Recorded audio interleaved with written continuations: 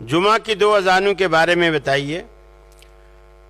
रसूल अकरम सल्लल्लाहु अलैहि वसल्लम के ज़माने में एक होती थी, जो खुतबे वाली अजान है ना, यही होती थी, पहले कोई अजान नहीं होती थी। अबू बकर सिद्दीक के ज़माने में भी एक होती थी, यही खुतबे वाली अजान। उमर फारूक के ज़माने में भी एक ही होती थी। हज़रत उस्मान गनी के ज़माने में मुसलमानों की तादाद काफ़ी बढ़ चुकी थी और मार्केट भी काफ़ी रौनक वाली हो गई थी। तो उन्होंने वो जो रसूलुल्लाह सल्लल्लाहु अलैहि वसल्लम के ज़माने की और अबू बकर उमर के ज़माने की जो अजान खुतबे वाली थी, वो तो वही रखी खुतबे के वक्त थी। अलबत्ता इससे 1.5 घंटा 2 घंटे पहले मार्केट में अजान दिलवाई, मार्केट में। और वो गोया अजान मनादी के तौर पर होती थी कि दुकानें बंद कर दो, दुकानें बंद कर दो। तो अब भी अगर कोई शख्स मार्केट में अगर पहली अजान दे इस मकसद से कि दुकानें बंद करो, तो बिल्कुल हजरत उस्मान की सुन्नत पर अमल किया जा सकता है। लेकिन ये 2 अजानें तो मस्जिद में देते हैं। हजरत उस्मान के दौर में भी 2 अजानें मस्जिद में नहीं हुई, मस्जिद में एक ही अजान हुई, खुतबे वाली। वो अजान पहले थी और बाजार में थी। तो अब जब हजरत उस्मान की सुन्नत पे अमल करना है तो फिर उसी तरह करें ना जिस तरह उन्होंने किया। अब लोग क्या कहते हैं कि जी अब बाजार में अजान देने की इसलिए जरूरत नहीं है कि हमारी मस्जिद के मीनारे पर चारों तरफ स्पीकर लगे हुए, हारन लगे हुए, और मुअज्जिन जब अजान देता है तो मार्केट में आवाज चली जाती। तो अगर इस वजह से हमें मार्केट में जाकर अजान देने की जरूरत नहीं है, ये अजान वहां पहुंच जाती, तो फिर हम कहते हैं उस जमाने में घड़ियां भी नहीं थी, अब घड़ियां भी हैं।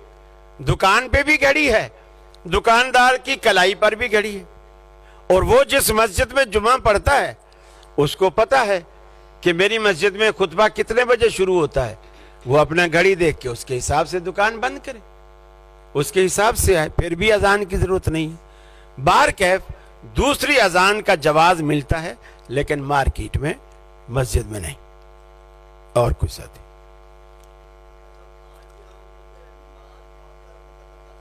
जी आज भी कर सकते जी, हज पे तो खैर हम आज भी करते हैं, लेकिन यहाँ भी अगर किसी को कोई उज़्र हो, जैसे बीमारी है, मुसाफिर है, कोई भी बाहर कर्फ्यू लगा हुआ है, बारिश हो रही है, कोई भी ऐसी सूरत हो कि दोबारा मस्जिद में आना उसके लिए दुश्वार हो, तो वो जमा कर सकता है। रसूल अकरम सल्लल्लाहु अलैहि वसल्लम ने मदीने के अंदर ज़ोहर और असर दोनों नमाजें जमा की, और हदीस में ये वजाहत है, ना दुश्मन का डर था, ना बादल थे, ना बारिश थी, ना कोई और वजह थी, आपने ज़ोहर और असर दोनों जमा कर दी। हजरत अब्दुल्लाह बिन अब्बास इसको बयान करते हैं, लोगों ने पूछा कि ऐसा आपने क्यों किया।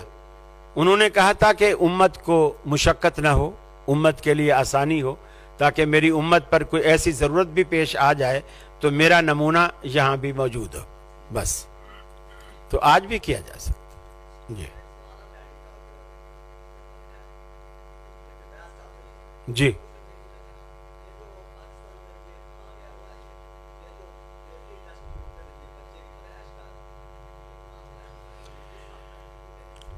ये 100% उस वक्त ठीक है जब बेबी ट्यूब के अंदर डाले जाने वाले कतरात दोनों मियां बीवी के हों जिनका आपस में निकाह हुआ, बस। समझ में आ गई मेरी बात। जो बे औलाद जोड़ा है, जिनका निकाह हुआ है लेकिन किसी वजह से औलाद नहीं हो रही, वो दोनों जो जून या जो भी चीज़ वो डालते हैं, क्या जिनीन जो भी डालते हैं, वो उन्हीं मियाँ बीवी की हो जिनका निकाह हुआ। दूसरी औरत का और दूसरे मर्द का वो जिनीन लेके ना डालें, वो ना उनकी औलाद होगी, ना वो वारिस बनेगा, ना उस पर पर्दे के हकामात भी लागू होंगे।